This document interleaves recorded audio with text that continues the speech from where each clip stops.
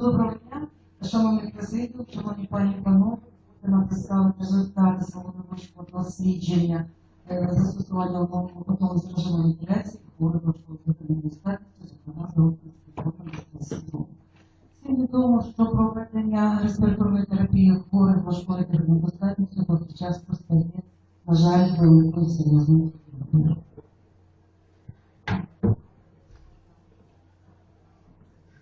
Вибір режимів і параметрів вентиляції, звичайно, залежить від багатьох факторів, насамперед таких як тип дихальної недостатності, важкість ураження органів тканин, комплексу легень, грудної клітки, фази перехідного процесу, стану серцево-судинної системи, наявності органної дисфункції, типу респіратора, практичних навичок, зрештою. Основоположником сучасних режимів вентиляції є Роберт Чартур. Ця класифікація з 2004 року, добре відома його монографія «Технічна вентиляція». В лікуванні пацієнтів з гострим респіраторним дистрес-синдромом помінує так звана проактивна вентиляція з отриманням певних межів респіраторних показників, насамперед пікового тиску, перекладу, дихального об'єму, оптимального ПТКВ. Саме ця проактивна вентиляція показала свої переваги в лікуванні пацієнтів, в зниженні загальної летальності та тривалості перебування в стаціонарі. Серед завдань респіраторної терапії насамперед дуже важливо такі оптимізація газообміну, підтримка на певних показниках. Принциповими важливими інші питання. Питання адаптації, синхронізації респіратора до хворих, з обранням правильних параметрів, а також рання ініціація та збереження самостійного дихання. Є давні роботи на пацієнта з донором смертю мозку, які показали, що ще більше 17 годин з виключенням дихальної мускулатури призводить до вираження до атрофії діафрагми, до зміни оциток діафрагми. Переваги самостійного дихання при проведенні ШВЛ вони відомі давно. Це насамперед і попередження атрофії дихальної м'язів діафрагми, це і покращення біомеханіки дихання. Компонент самостійного дихання в загальній вентиляції є дуже позитивним, насамперед тому, що це при самостійному диханні відбувається вентиляція небіжизованих ділянок, завдяки чому покращується вентиляційно-перфузійне співвідношення, зменшується інтерв'ю невишутування, покращуються респіраторні показники, зменшується ППА, ППІКОВ, зростає респіраторний коефіцієнт, зростає ПаО2.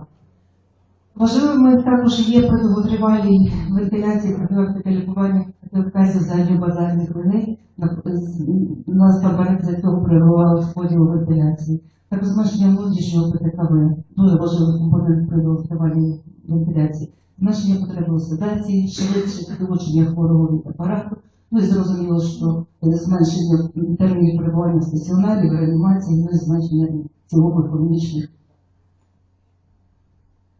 Саме тому варіантом вентиляції з можливістю необмеженого самостійного дихання є і вентиляція з двофазом позитивного тиску. Власне, різні визначення цього терміну. Це і варіант вентиляції, насамперед, вентилятивної затиску, це і два режими СІПАП, режим спонтанної вентиляції з переключенням з одного на інший рівень через певний заданий часовий інтервал. В методичці по керівництву по ДРГ написано BIPAP як режим підвищує мотивацію пацієнта дихати спонтанно і дає можливість робити це. Дослідники вважають, що BIPAP відповідає концепції відкритої легені, тому що верхній рівень тиску дозволяє і відкриває консолідовані функціонуючі альвеоли, а нижній отримує їх у відкритому стані з рахунок ПТКВ. Власне, тут графічно показано це зображення, тобто поєднання спонтанної вентиляції і перистатичної вентиляції з можливістю дихання на верхньому і нижньому тиску. Щодо історії виникнення BIPAP, то BIPAP з'явився як удосконалений СІПАП з метою зменшити негативні прояви СІПАП-вентиляції. Похідним BIPAP є аперовий режим, він більш складний, тому що він потребує респіратора більш вищого класу, та вентиляція з видимим тиском в дихальних шляхах, власне, це є інвертований BIPAP. На різних апаратах він прописаний по-різному, має різні назви. Тут наведені всі ці назви. Саме в 90-ті роки і з'являються перші роботи, які показали на ефективність застосування цього режиму в різних групах хворих, це ферокальні групи хворих, кардіохірургічні хворих, хворих з обструктивним захворюванням, у пацієнтів масою менше 3 кг, хворих з ГРДС.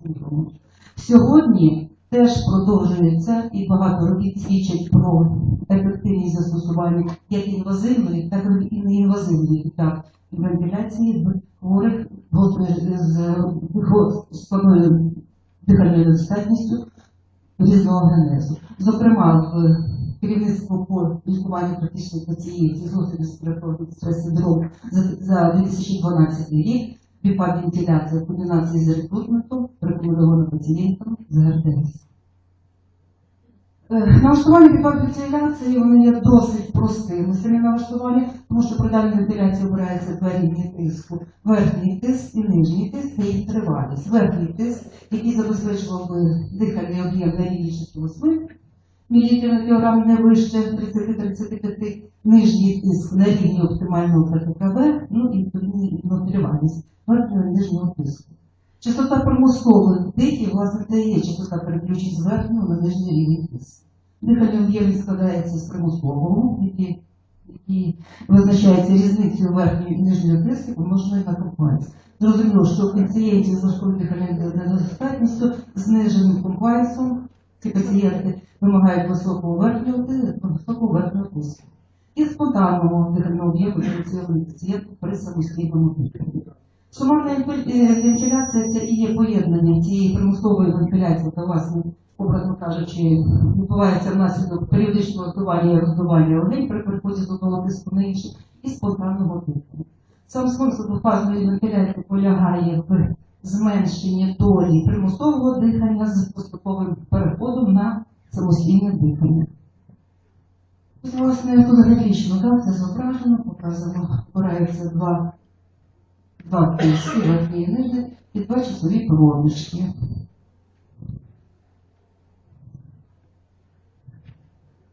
В залежності від налаштувань, дихальних налаштувань пацієнта, цей режим цікавий тим, тому що він себе веде по-різному. Якщо дихальна активність пацієнта не відсутня, пацієнт самостійно дихає, то цей режим – це дисконтрольована вентиляція примусово. Якщо з'являється дихання пацієнта на нижньому тиску, то це є зорганізована гарантуюча примусова вентиляція підтримана за тиску. Істинний BIPAP – це є дихання на верхньому, на нижньому тиску. І СІПАП, коли при зниженні, скажімо, зниженні верхнього тиску, до нижнього тиску, тобто при зниженні верхнього тиску, BIPAP перетворюється в СІПАП.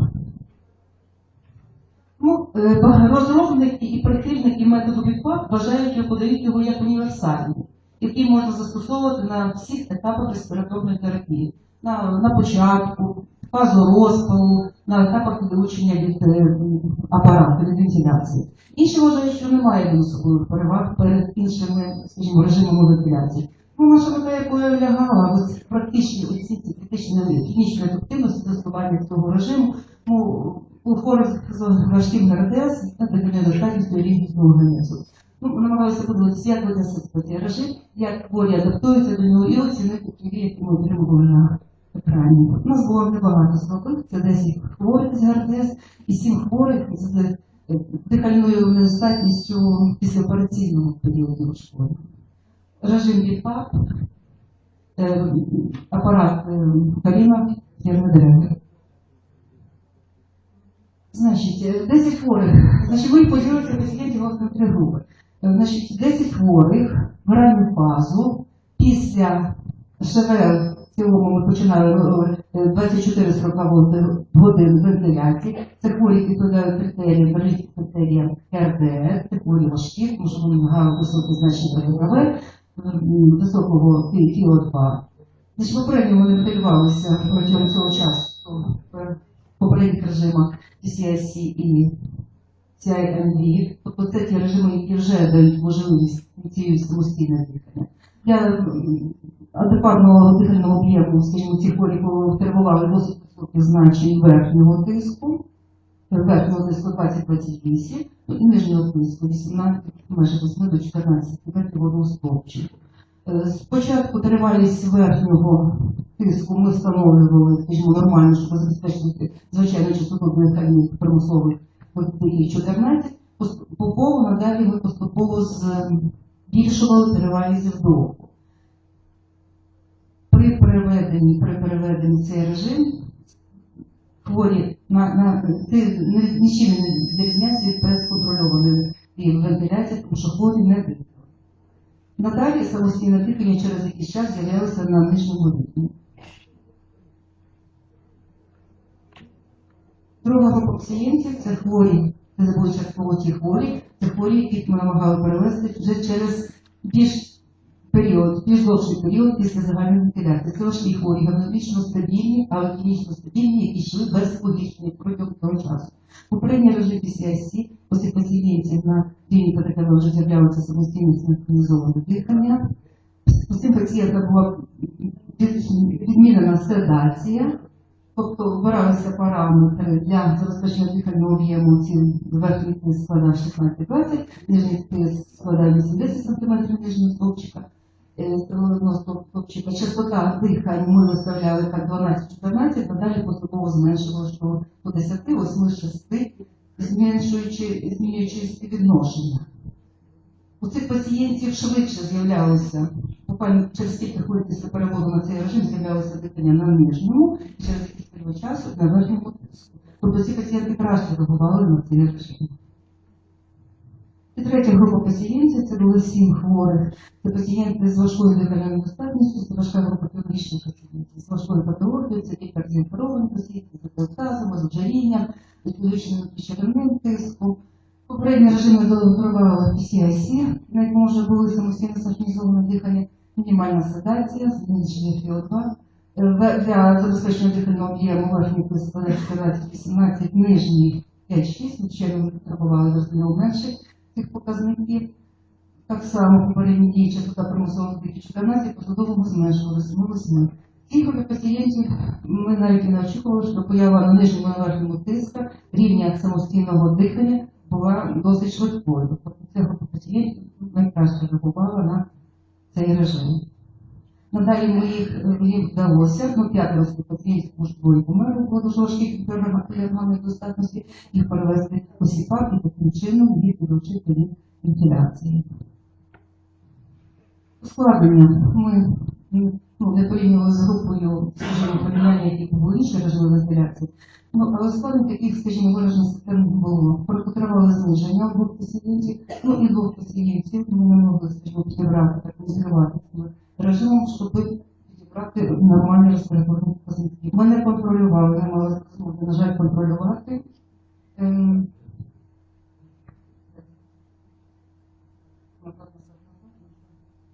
Ми не мали змоги контролювати ПАО-ЦРП, подовжений баланс і гази крові.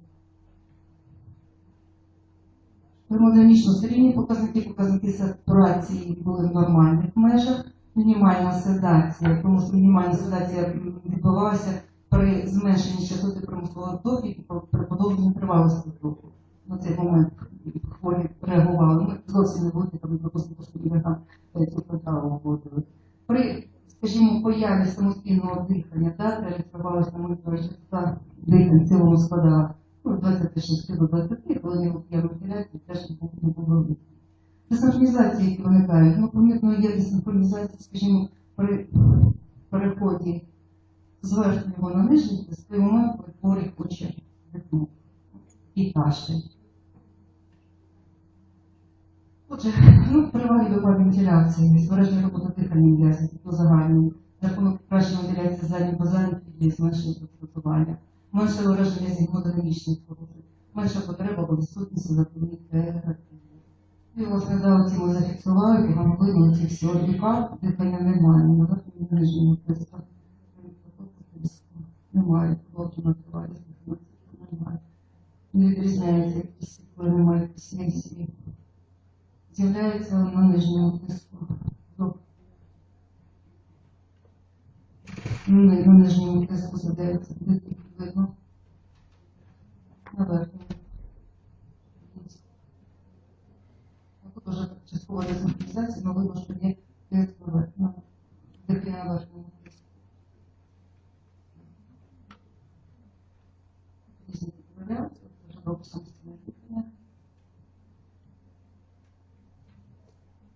Одне з пацієнтів наших питань, перших питань пацієнтів, які мотивувався, важкий пацієнт важкої травмою.